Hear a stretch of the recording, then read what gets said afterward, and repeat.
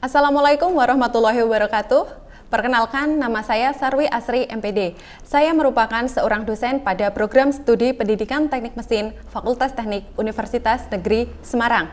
Pada kesempatan kali ini, saya akan menjelaskan tentang mata kuliah praktik pemesinan Bubut 1.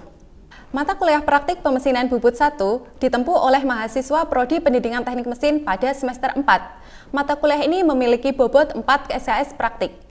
Capaian pembelajaran dari mata kuliah praktik pemesinan Bubut 1, yang pertama, mahasiswa mampu menerapkan K3 dalam proses pembubutan. Selanjutnya, mahasiswa mampu untuk mengoperasikan kegiatan pembubutan sesuai dengan standar operasional prosedur. Cakupan materi pada mata kuliah praktik pemesinan Bubut 1 adalah K3 pada proses pembubutan, mengasah pahat bubut, pembubutan muka, pembubutan rata, pembubutan bertingkat, pembubutan tirus, pembubutan alur, pembubutan ulir, dan pembuatan chamfer. Teknis pelaksanaan perkuliahan praktik pemesinan Bubut 1 dilaksanakan secara luring pada laboratorium pemesinan. Selain pembelajaran dilaksanakan secara luring, mahasiswa dan dosen juga dapat menggunakan fasilitas LMS yang bernama Elena. Dosen dapat mengupload materi dan juga penugasan di Elena. Mahasiswa dapat mengumpulkan penugasan dan laporan melalui halaman Elena pada akun mahasiswa. Dosen dapat memantau kegiatan pembelajaran mahasiswa di luar kegiatan praktik luring di laboratorium. Inovasi pembelajaran yang diterapkan pada mata kuliah praktik pemesinan Bubut 1 salah satunya adalah dengan menerapkan metode pembelajaran Project Based Learning. Model pembelajaran ini menggunakan proyek atau kegiatan nyata yang dapat membentuk kompetensi mahasiswa sesuai dengan kebutuhan industri. Metode pembelajaran yang digunakan adalah ceramah, demonstrasi, dan diskusi. Metode ceramah digunakan untuk memberikan penjelasan kepada mahasiswa sebelum melaksanakan praktik penggunaan mesin. Metode demonstrasi digunakan untuk memberikan penjelasan secara langsung terkait penggunaan alat serta mesin. Kemudian metode diskusi digunakan untuk alternatif pemecahan masalah pada proyek yang diberikan oleh dosen kepada mahasiswa. Selain memilih strategi pembelajaran yang sesuai, dosen juga menyiapkan media pembelajaran. Media pembelajaran tersebut berupa modul dan video. Media tersebut dapat diakses oleh mahasiswa melalui Elena. Penilaian pada mata kuliah ini meliputi 6 aspek penilaian. Aspek yang pertama adalah aspek partisipatif. Pada aspek ini, mahasiswa dinilai keaktifan dalam kehadiran, keaktifan dalam diskusi, dan ketepatan pengumpulan tugas. Bobot aspek partisipatif adalah 20%. Aspek yang kedua adalah aspek penilaian proyek. Penilaian proyek merupakan penilaian produk yang dihasilkan oleh mahasiswa selama 1 semester. Bobot dari aspek penilaian proyek adalah 30%. Aspek yang ketiga adalah aspek penilaian tugas yang memiliki bobot 5%. Aspek penilaian yang keempat adalah aspek penilaian kuis dengan bobot 5%. Aspek penilaian yang kelima adalah UTS dengan bobot 15%. Dan aspek yang keenam adalah aspek penilaian UAS yang memiliki bobot 25%. Pada aspek penilaian UTS dan UAS, dosen melakukan penilaian unjuk kerja kepada masing-masing individu mahasiswa. Bobot dan aspek penilaian ini sudah disampaikan oleh dosen pada kontrak kuliah.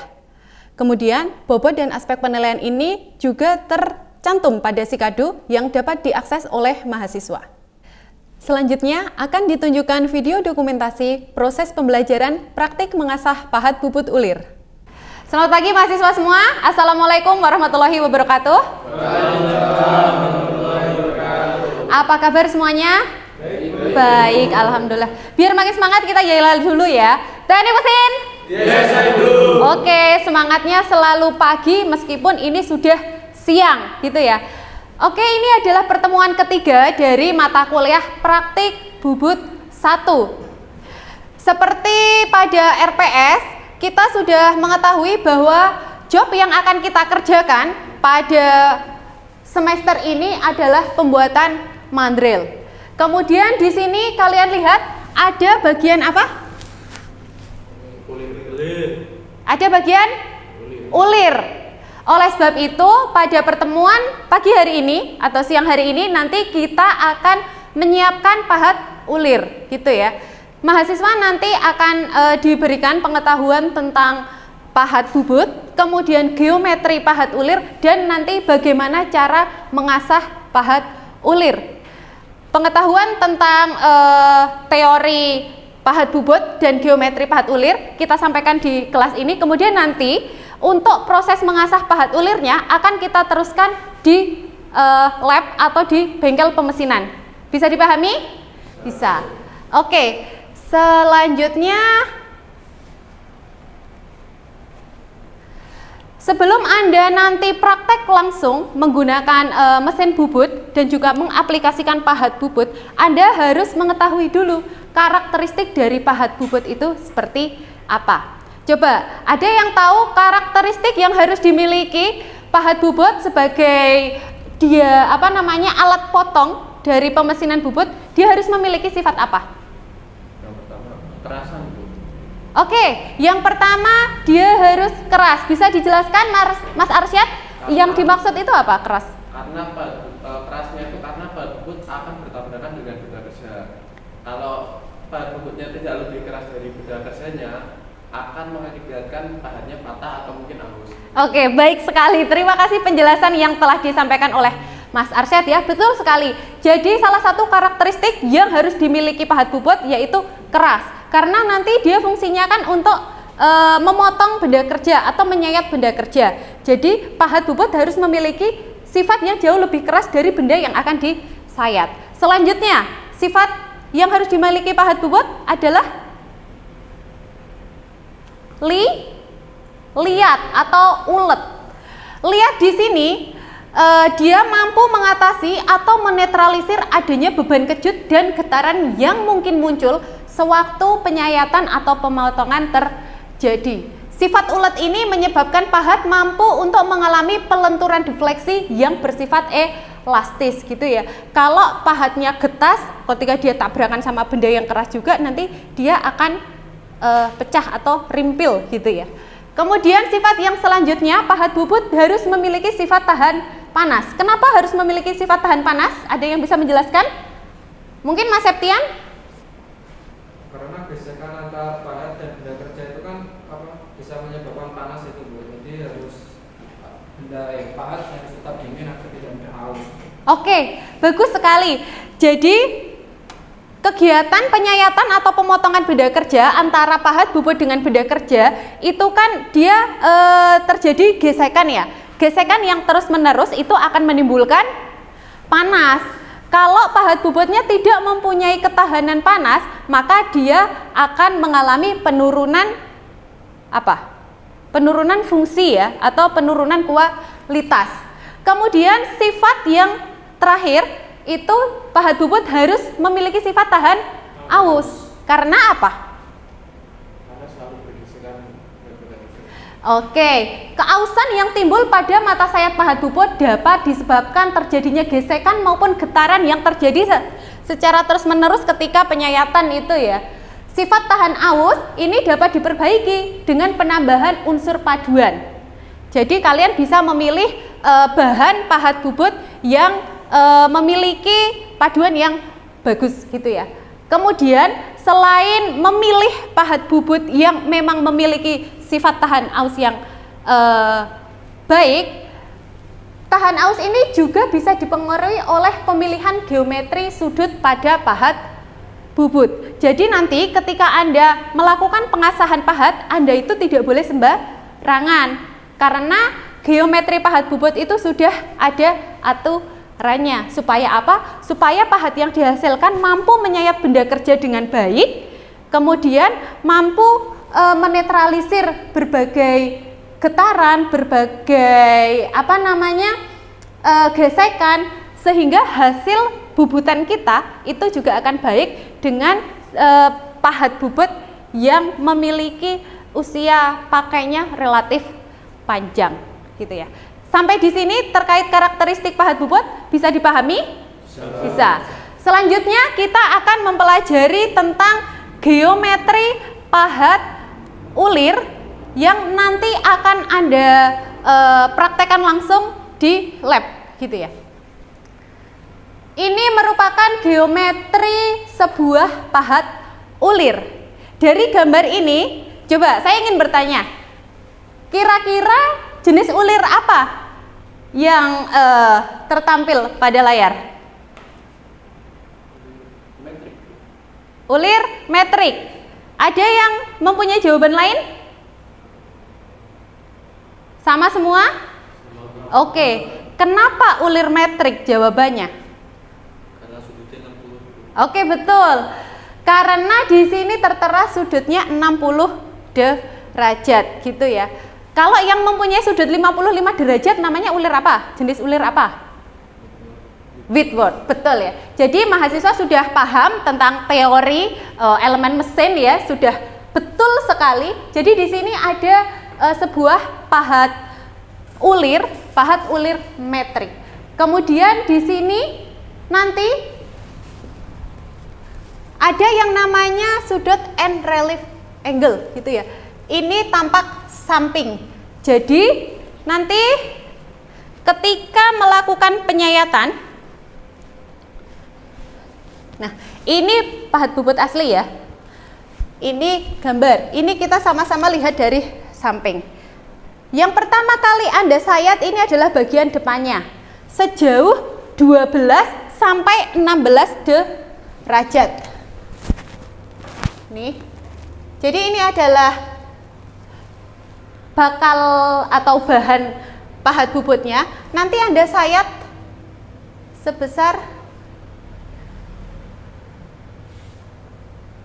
12 hingga 16 derajat. Ya? Kalau semisal sudutnya lebih dari 16 atau kurang dari 12 itu apakah berpengaruh? Oke.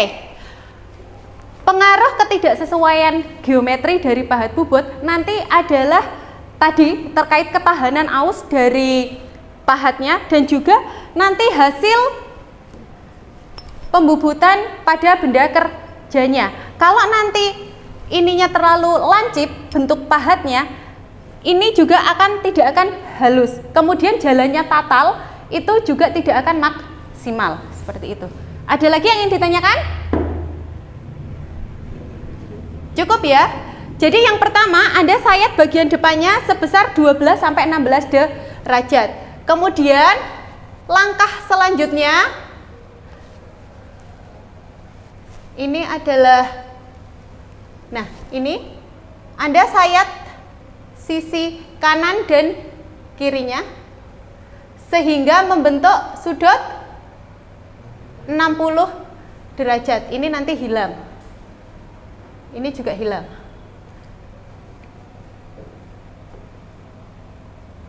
Hilang. Gitu ya. Bisa dipahami sampai di sini? Oke. Setelah Anda mengetahui geometri pahat ulir pada teori siang hari ini, kemudian nanti Anda lanjutkan praktek ke bengkel dengan mempersiapkan alat dan bahan. Alat dan bahan yang dibutuhkan tentu saja bahan pahat bubut kita pakai HSS. Ada yang tahu singkatan dari pahat bubut HSS? High speed steel. Betul, Mas Alif ya. High speed steel.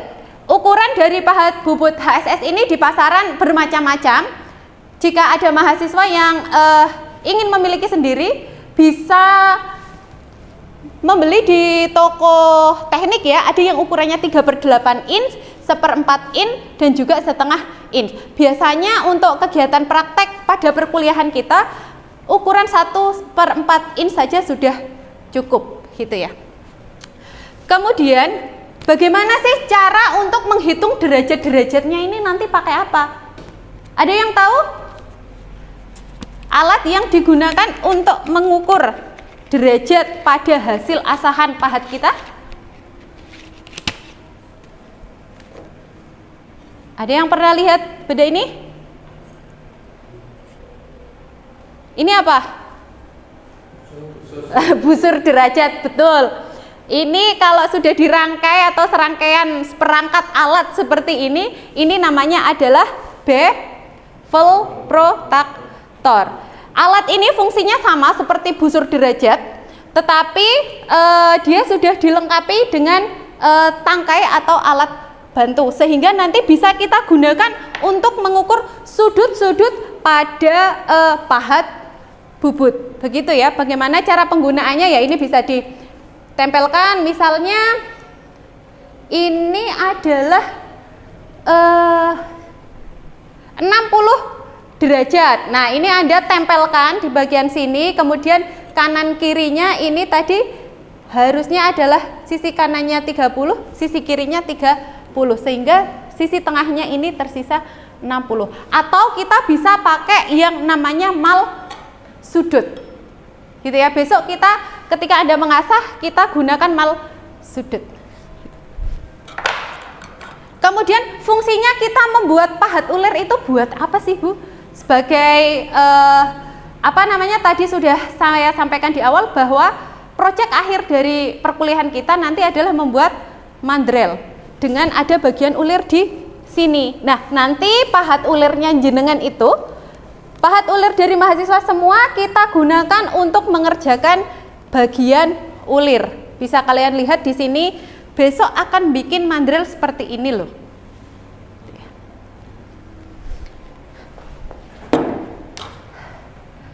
Sampai di sini ada yang ingin ditanyakan terkait geometri pahat ulir dan bagaimana cara untuk mengasah pahat ulirnya? Cukup ya? Tidak ada pertanyaan lagi? Baik, jika tidak ada pertanyaan yang ingin disampaikan dari mahasiswa, saya rasa pertemuan kita pada siang hari ini cukup. Kemudian setelah saya tutup, kita langsung menuju ke lab untuk praktik mengasah pahat ulirnya. Siap? Siap ya? Baik, saya akhiri pertemuan kita. Sampai jumpa di bengkel. Saya akhiri, wassalamualaikum warahmatullahi wabarakatuh. Jadi mahasiswa semua, pada kesempatan kali ini saya akan mendemonstrasikan bagaimana cara mengasah pahat ulir. Alat dan bahan yang perlu kita siapkan, yang pertama tentu saja ada pahat bubut. Kita di sini pakai pahat bubut dengan bahan HSS. Kemudian alat yang kedua ada mal pahat. Kemudian ada bevel protractor. Fungsi dari alat-alat ini, yang pertama bevel protractor, fungsinya sama seperti busur derajat biasa. Di sini bisa kita gunakan untuk mengukur besarnya sudut pada pahat.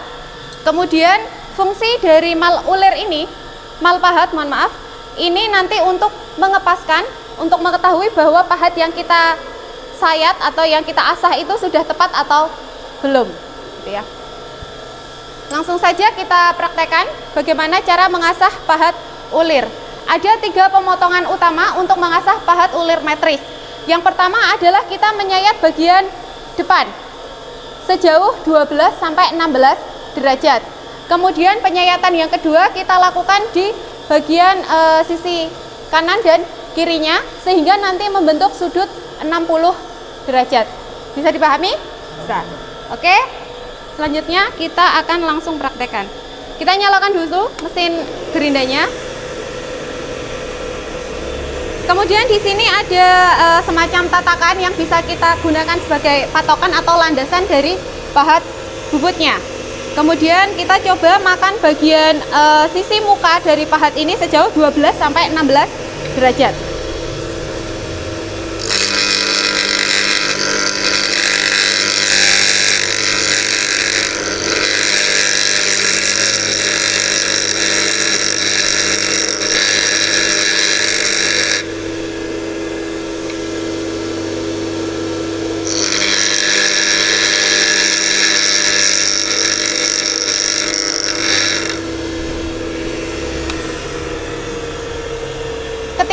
Apalagi sudut yang kita sayat itu cukup kecil, jadi kalian juga harus menggunakan perasaan ya.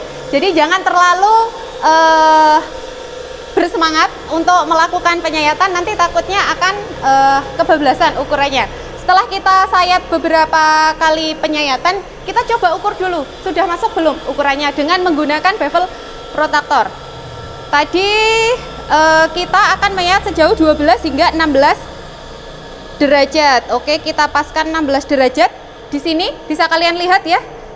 Di sini 16 derajat. Kita paskan di sini. Apakah sudah mencapai ini? Oh, ternyata belum. Jadi kita perlu menyayat sisanya lagi.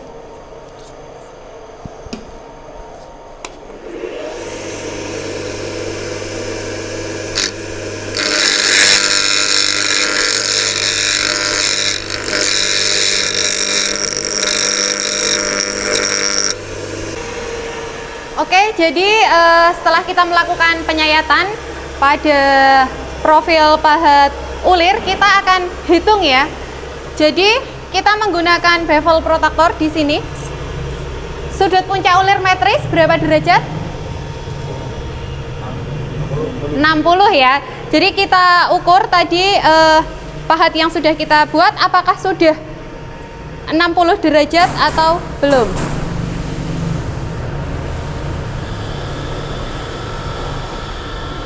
Oke.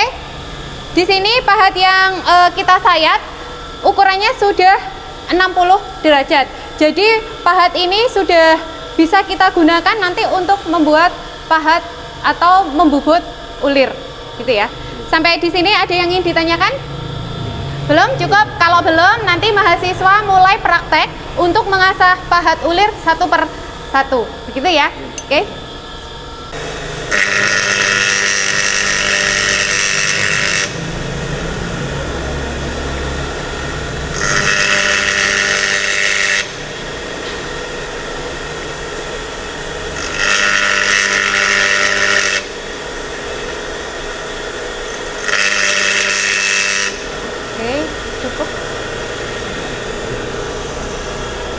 Oke, sekarang saya evaluasi hasil asahan pahat dari mahasiswa. Kita bisa menggunakan mal pahat atau juga bevel protektor ya. Saya cek terlebih dahulu apakah pahat yang sudah Anda asah itu sesuai dengan ukurannya atau belum. Di sini ada 60 derajat untuk ulir metrik ya. Hasil asahan pahat dari Mas Akmal ternyata sudah sesuai ya. Ketika kita paskan dengan menggunakan mal pahat, ini dia sudah sesuai 60 derajat. Sekarang coba semua mahasiswa nanti harus bisa untuk membuat pahat ulir sendiri, karena kemampuan mengasah pahat ini dibutuhkan pada praktik pemesinan bubut. Ada yang ditanyakan sampai di sini? Belum. Cukup ya? Kalau cukup nanti silahkan rekan-rekan yang lain mulai untuk praktik atau belajar mengasah pahat secara mandiri, gitu ya. Nanti di sini ada mesin gerinda 1, kemudian di sebelah belakang atau di depan mesin CNC ada mesin gerinda lagi. Nah, mahasiswa bisa mempergunakan mesin gerinda yang ada di bengkel ini.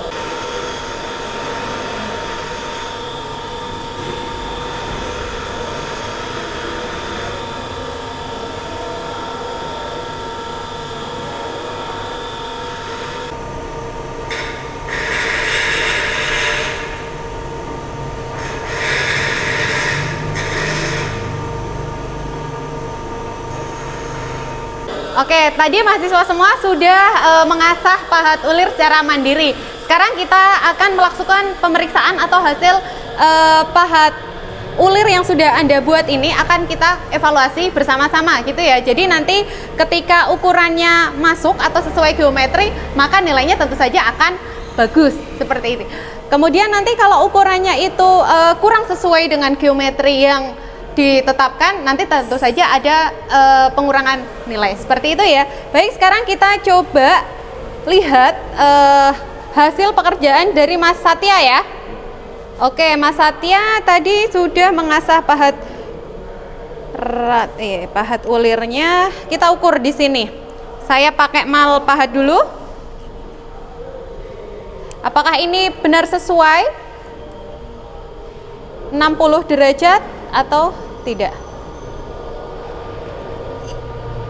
Ternyata sesuai ya. Jadi untuk kompetensi mengasah pahat ulir, baik Mas Akmal, Mas Satya sudah memenuhi syarat untuk lulus di kompetensi mengasah pahat ulir. Demikian video dokumentasi proses pembelajaran praktik mengasah pahat bubut ulir. Semoga video yang disampaikan dapat memberikan manfaat dan inspirasi. Tetap semangat, salam dosen profesional.